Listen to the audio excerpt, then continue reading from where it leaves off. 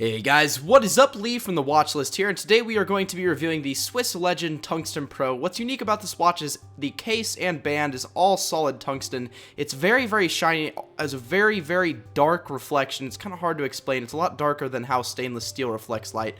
Looks something like platinum, maybe rhodium, something in that area. It's very heavy. This watch weighs in at about 0.8 pounds. 0.8 pounds. That is a lot. Honestly, it is a lot. If you're a smaller person, this is a fairly big watch, and if you're not very strong, it is pretty heavy, so it's going to be quite the workout on your arm here. So the case thickness in millimeters is 14, the diameter is 45 millimeters, so it'll fit around a 6.5, 7-inch wrist. I have 7.5-inch wrists here, so when you look at this, you will see that it appears almost, medium on my wrist, but again, that's just because of how big my wrists are. The bandwidth is 22 millimeters, and its water resistance is up to 100 meters, has a unidirectional bezel right here. So what's really cool about this watch is it does have a screw-down crown. I guess that's not really cool, but it is pretty standard for a watch with such high water resistance. Do I believe this from a company like Swiss Legend? Not 100%, honestly, I really don't, but the bezel is very nice. It has a very nice click to it. It does have a little bit of play in the end, but I don't know, most bezels seem to have that. Maybe I could tighten it up, not really sure. But one thing about tungsten I will mention, it collects fingerprints like mad. Anywhere you touch tungsten that is polished, it just has fingerprints. And when I say tungsten, I mean tungsten carbide. Pure tungsten, I'm not even sure it would work. But it does have a sapphire crystal. It is not domed, it's completely flat. And yeah, it uses a Swiss ETA or ETA G10 movement, so a pretty bottom of the barrel quartz movement, but it is Swiss and it does use Swiss parts. It does have plastic in it. Again, not the best movement, but for a $200 to $300 watch, depending on where you buy it, it is a pretty good deal. So I'm going to go ahead and demonstrate the screw-down crown here. So let's just try to screw it out. It does take a little bit of force to get it all the way down, a little bit of force to get it all the way out, but it is a very nice feel to it, so it doesn't feel like it's going to break or anything. It has a very heavy weight to it. And the dial position, dial position for the date window is at 4 o'clock. At the bottom, you have the second hand there, and it is just ticking. It's not like, continuous flowing or anything. It is a quartz. I guess Bulova does have their precisionist line of watches, but this unfortunately does not have that fancy of a movement in it. Basically, the only reason I would buy this watch is because of the material. Solid tungsten is a beautiful watch. People ask me every day, what is this? Is this solid platinum? Is this something really expensive? I'm like, no, really, it's not. It's just tungsten. It's pretty cheap, and it looks really awesome. So I just take a black microfiber cloth, any color of microfiber obviously will work, and I just rub it down. Now, this one isn't the cleanest one, so it's not working perfect here.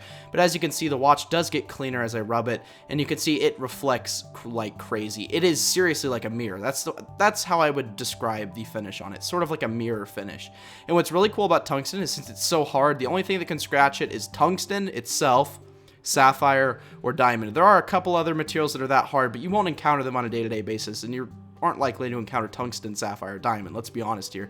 So it's not going to scratch, which is really cool. I mean, you could scratch it.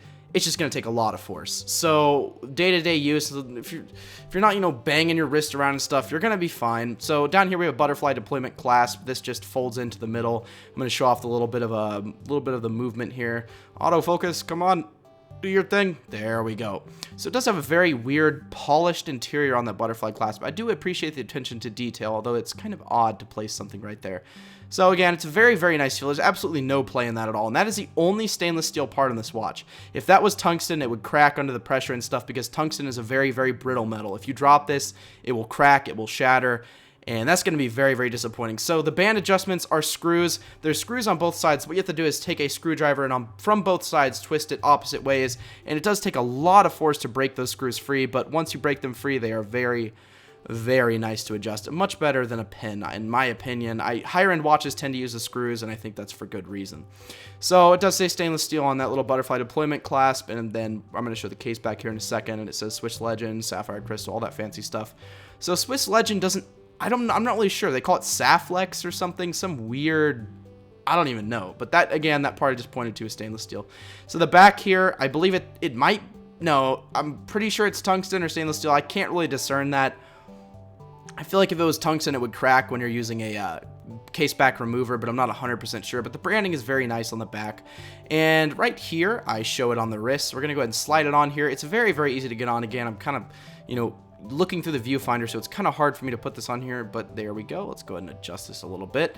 And it's on our wrist. Very nice. Again, it does not appear too big, but I do have fairly large wrists, so keep in mind that 45 millimeter case diameter is pretty big, and that is excluding the crown.